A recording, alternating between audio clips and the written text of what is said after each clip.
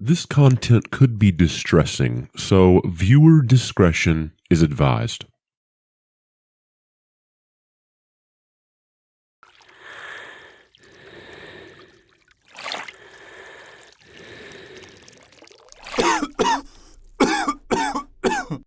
In a dark room on March 9th, 2001, a man named Bernd was severely injured. He was bleeding and was attempting to get out of a bloody bathtub when he collapsed on the floor. As he went in and out of consciousness, another man dragged him into a bedroom where he would meet his fate and become a meal. But there's one very odd puzzle piece in this story that doesn't quite fit. Everything that happened to this victim, everything that the killer carried out, was an agreement and a plan put in motion by both the killer and by Bernd himself. This is the story of the man who wanted to be eaten and the cannibal who did it.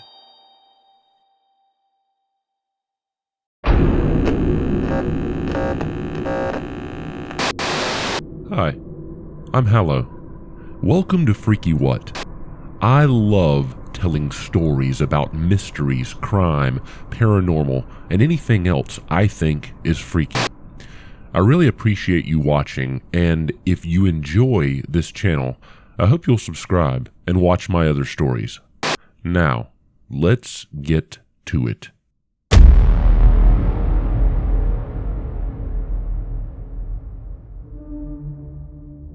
In a village near Rottenburg, Germany called Wustfeld, Armin Meiwes was born on December 1st, 1961. His father, a policeman, worked very hard to provide for the family, which included Armin, his mother Waltraud, and two half-brothers. Behind closed doors, Waltraud was a deeply manipulative, possessive, and jealous wife. She had only conceived Armin to prevent his father from leaving her, and so that his support of her would continue on. Constantly accusing her husband of infidelity, their arguments often turned violent, with Waltraud even threatening to kill him if he ever left. Armin's father was rather distant and stern, which made life difficult, having two hard and somewhat unloving parents. While neither were documented to be abusive, Armin was looked over and many times felt completely abandoned. In 1969, Armin's father left when he was only 8 years old. Soon after, his brothers followed suit, and Armin was alone with his mother. His mom was not affectionate at all and treated Armin more like a servant than a son. Armin became an avid reader and would escape the lonely feeling he had by diving into books even at an early age. His imagination allowed him to escape reality. As he read more and more stories, his interest in oddities and vile things began to peak. He read about cannibalism through the books Hansel and Gretel and Robin Crusoe, and continued reading on. When he was 12 years old, Armin started talking to imaginary friends. He would have fantasies that he was surrounded with these friends, and one of them was his imaginary little brother named Frankie. One day he imagined that Frankie wanted to leave, so he started to think about how he could stop him from leaving. He imagined that he ate Frankie so he could be with Armin forever. He began using these imaginary friends as his social interaction instead of actually going out and having real friends. Armin became more isolated and didn't want to go out at all. At times, his mother would force him to go out and would insist on accompanying him everywhere he went. This continued on into his adulthood. During his teenage years, while other boys in the neighborhood were out partying and dancing, Armin never joined them. At the age of 19, in 1980, Armin joined the army. Despite being stationed close to home, he continued living with his mother. He found military life comfortable and fitting, enjoying the structure it provided.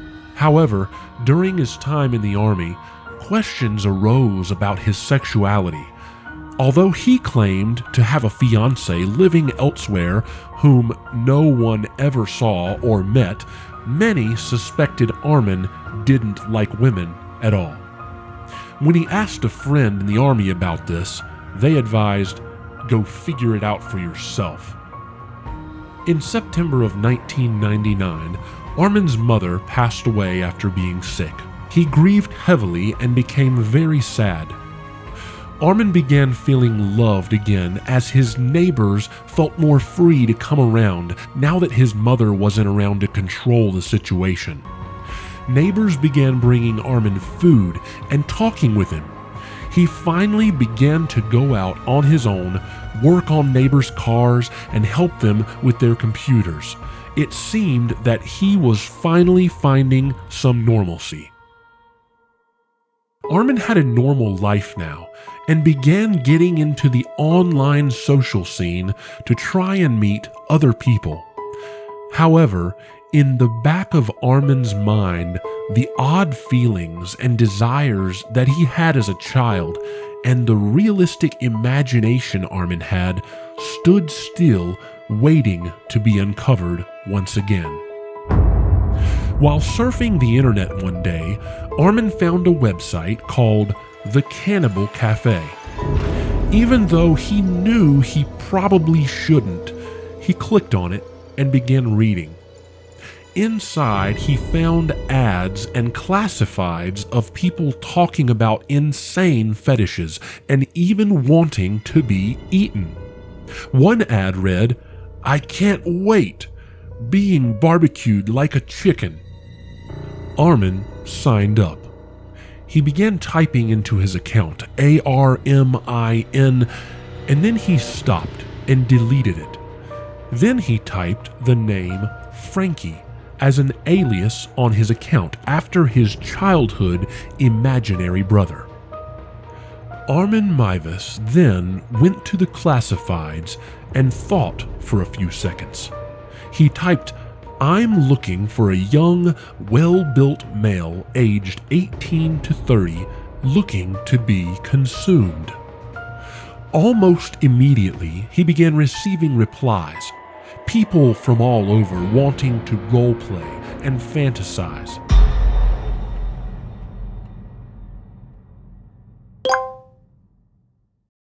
One day, Armin opened his inbox and saw a response from a man named Bernd under the alias Cater99. He said, "I'm looking for someone to eat me alive." Meiwes sent a message back and expected another person looking for role-playing. To his surprise, Bernd said he was all in and he had dreamed about being eaten. Over the course of 2 months, Armin and Bernd talked and planned how the event would take place and even talked about how the remains would be disposed of after it was over. They also agreed that everything would be filmed, and they were clear that this was a killing only under consent, so that it would be an agreement between both Bernd and Armin. Bernd sold all of his belongings and wiped his computer hard drive, then bought a one-way ticket to Rottenburg. Armin picked him up at the train station, and then the two men stopped by the pharmacy for painkillers and sleeping pills.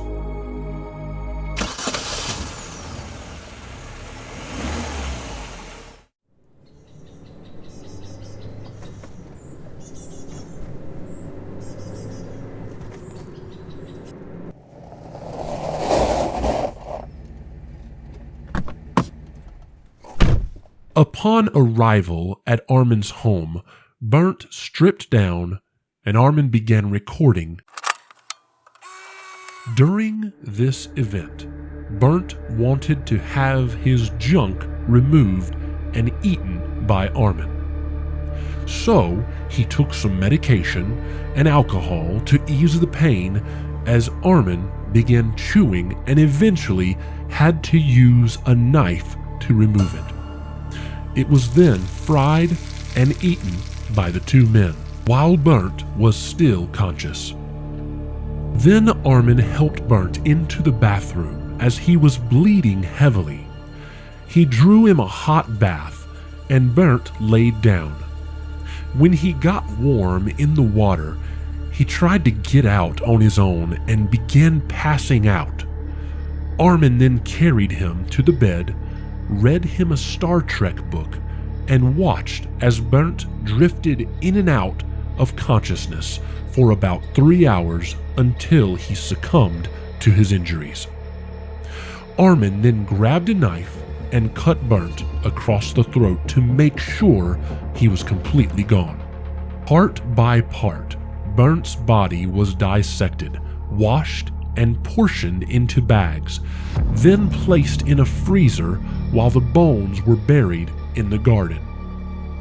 Armin began consuming the meat and using only the finest heirloom china while being surrounded by lit candles. He also made princess potatoes and Brussels sprouts alongside the prized meat and would always pour a fine red wine with his meal.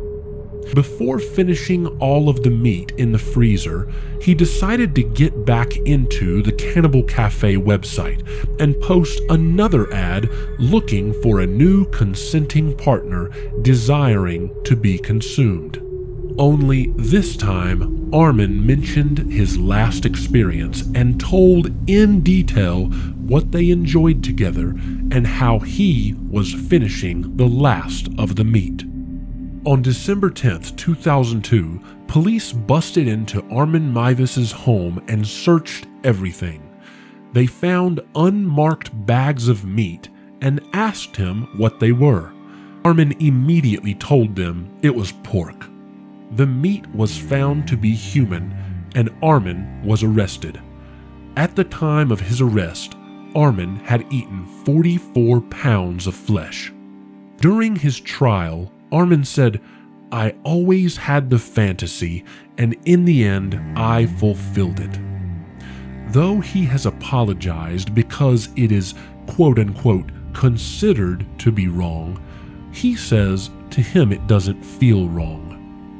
Every member of the jury in Armin's trial was made to watch the entire video of that night that Armin recorded, and in the end, every juror required extensive therapy and mental health care after the trial. Armin Meiwes was tried twice. The first trial resulted in an 8.5-year sentence, and the second sent Armin away for life. While in prison, Armin converted to vegetarianism.